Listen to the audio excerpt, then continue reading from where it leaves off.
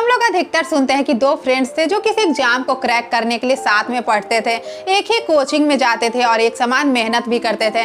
फिर भी जब दोनों का रिजल्ट आया तो एक फेल हो जाता है और दूसरा बहुत ही ज्यादा अच्छे नंबर लाकर उस एग्जाम को क्रैक कर लेता है। फिर लोग कहते हैं उसकी किस्मत ने उसका साथ नहीं दिया, नहीं तो वह भी इस एग्जाम को क्रैक कर लेता, क्योंकि दोनों साथ में पढ़ते थे, एक ही कोचिंग में जाते थे और एक समान मेहनत भी करते थे। फिर यह कैसे हो सकता है कि एक फेल हो जाता है और दूसरा इतने अच्छे नंबर लाकर उस एग्जाम को क्रैक कर लेता है? सारा दोष उसके किस्मत का है।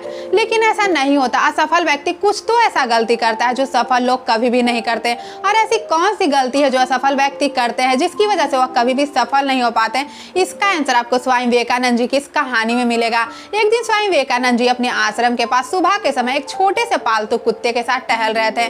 उसी समय उनके पास एक व्यक्ति आया जो बहुत ही ज्यादा दुखी और परेशान था। उस व्यक्ति ने स्वामी जी से कहा, स्वामी जी, मैं हर काम को पूरी मेहनत और लगन के साथ करता हूँ, फिर भी मैं सफल नहीं हो पाता हूँ और मेरे साथ के कई लोग इसी काम को करके काफी बड़ी सफलता हासिल कर ली है। मैंने हर संभव प्रयास किया कि मैं सफल हो जाऊं, लेकिन हर बार मुझे सिर्फ असफलता ही मिलती है।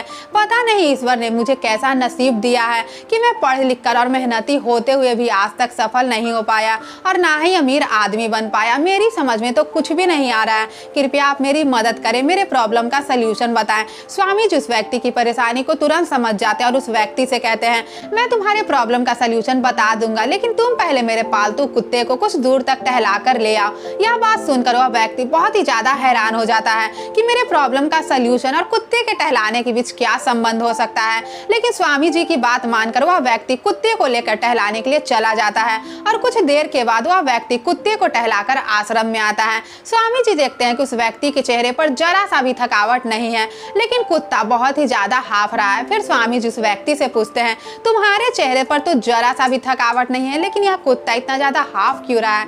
फिर वह व्यक्ति कहता है, स्वामी जी, जब मैं जा रहा था तब यह कुत्ता कभी इधर भागता, कभी उधर भागता, कभी किसी का पीछा करता और कभी किसी के ऊपर भौंकता और फिर मेरे पास आ जाता, जिसकी वजह से समान रास्ता होने के बावजूद भी यह मेरे से ज्यादा चला और थक गया। फिर स्वामी जी कहते हैं, इसी में तुम्हारे प्रॉब्लम का सल्यूशन छुपा है। तुम और एक सफल व्यक्ति एक समान रास्ते पर चलते हो, एक समान मेहनत भी करते हो, लेकिन बीच बीच में तुम अपनी तुलना दूसरों से करते हो, उनके जैसा बनने एवं उनकी आदतें अपनाने की कोशिश करते हो, जिसकी वजह से तुम अपनी खासियत खो देते हो और रास्ते को लंबा बनाकर थक जाते हो और यह थकान धीरे धीरे निराशा में बदल जाती है, जिसकी वजह से हम कभी भी सफल नहीं हो पाते हैं। अगर किसी काम में सफल होना है तो उस काम को पूरी मेहनत और लगन के साथ अपने तरीके से करना चाहिए, ना कि दूसरों को देखकर या उनके साथ अपनी तुलना करके।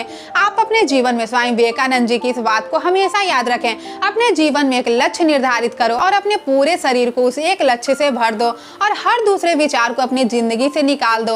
यही सफलता की कुंजी है। अगर आपको मेरा वीडियो पसंद आया हो तो गायत्री गुप्ता मोटिवेशन चैनल को लाइक, सब्सक्राइब एंड शेयर कर दें। बेल आइकन को प्रेस कर ले ताकि आने वाली वीडियो की नोटिफिकेशन सबसे पहले आपको मिल सके। मैं आपसे मिलूंगी अगले वीडियो में। धन्यवाद।